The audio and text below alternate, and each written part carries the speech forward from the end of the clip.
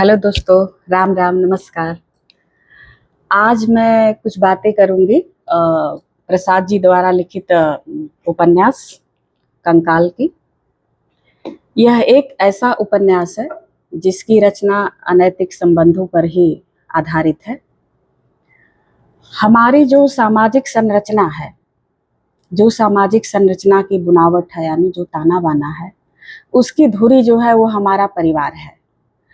और परिवार में ही सदियों से देखा जा रहा है कि कहीं ना कहीं अनैतिक संबंध सुनाई दे ही जाते हैं। और बहुत पहले तो ये सारे संबंध परिवार के बाहर आ ही नहीं पाते थे, जब सोशल मीडिया का जमाना नहीं था या प्रेस वगैरह नहीं होती थी, तो परिवारों के अंदर ही मुखिया के द्वारा दबा दिए जाते थे ये अनैतिक संबंध जो होते थे। लेकिन अब सोशल मीडिया आ जाने की वजह से खबरें हाईलाइट हो जा रही हैं।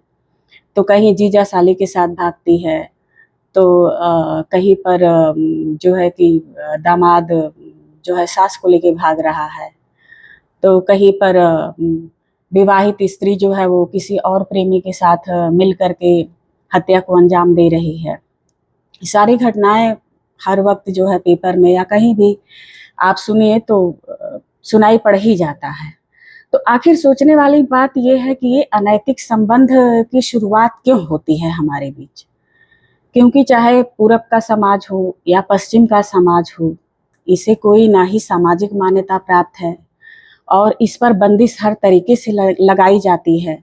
इसके बाद भी ये अनैतिक संबंध समाज के बीच में फलीभूत हो ही जा रहे हैं। तो यह जो उपन्यास कंकाल है, प्रसाद जी द्वारा लिखित है, यह नागरिक सभ्यता का अंतर यथार्थ रूप में प्रस्तुत करता है। अब प्रसाद जी कंकाल के द्वारा समाज के जिस रूप को प्रस्तुत करते हैं वह आज भी समाज में वैसे ही दिखाई दे रहा, बल्कि बढ़ती हुई अवस्था में दिखाई दे रहा है। तो इस उपन्यास की कहानी जो है वह श्रीचंद, जो एक व्यापारी है, और उसकी पत्नी किशोरी से शुरू होती है। जिसको संतान नहीं है वह संतान प्राप्ति के लिए हरिद्वार जाते हैं। वहां का प्रमुख संत जो है वो निरंजन। तो किशोरी वहां पहचानती है निरंजन को, कहती है ये मेरा बचपन का दोस्त है और इसके पिता ने इसको मारा था तो यह घर छोड़कर भाग गया था। तो वहीं पर किशोरी कहती है कि आपको व्यापार के सिलसिले में जाना है तो आप पंजाब जाओ, मैं यहीं पर कुछ समय तक रहूंगी। और किशोरी रह जाती है। 6 महीना बाद जब वह अपने पति के पास जाती है तो वहां पर उसे नाजायज औलाद पैदा होता है, जिसकी वजह से उसके पति के मन में घृणा हो जाती है उस बच्चे को लेकर और पत्नी को लेकर। वह उसको बनारस भेज देता है, पत्नी और बच्चों को। वहीं पर रुपए महीने महीने भेजता रहता है और रहने की व्यवस्था कर देता है। अब वहीं से यह कहानी जो है वो आगे बढ़ती जाती है। इसके लिए आप लोग कंकाल उपन्यास पढ़िए, बहुत अच्छी कहानी है।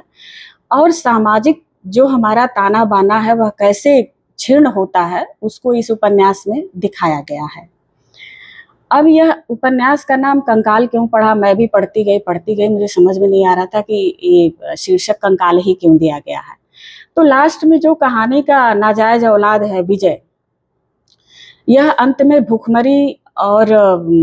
भूखमरी की अवस्था में भीख मांगता है, खाता है और कहीं भी पेड़ के नीचे सड़क किनारे सो जाता है।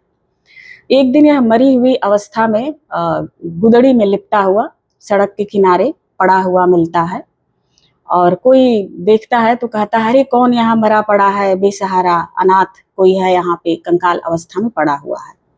यहीं पर यह उपन्यास समाप्त हो जाता है। आप लोग पढ़िए, यह उपन्यास बहुत ही अच्छा है, रोचक है। और जो यह अनैतिक संबंध है यह न कभी पहले स्वीकार्य था न आज स्वीकार्य है, लेकिन फिर भी यह किसी न किसी रूप में हमारे सामने आता ही रहता है।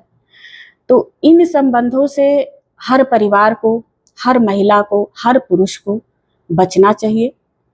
मुझे यही कहना है। धन्यवाद।